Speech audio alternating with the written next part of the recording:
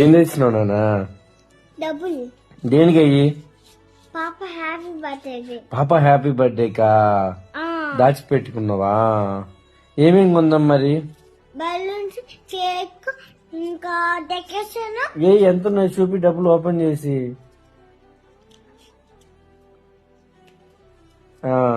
ఒకటి ఇంకా చేస్తాం. వావ్, ఓరిచ్చిన నీకు? నేను తీసుకున్నాం మన రూమ్ లో. నువ్వే తీసుకుని దాచిపెట్టుకున్నావా?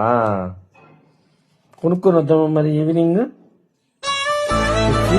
డెకరేషన్ చేసి బాగుందండి, కరెక్ట్ చేసాం. సాయంత్రం కొనుక్కున్న పాపకి ఓకేనా?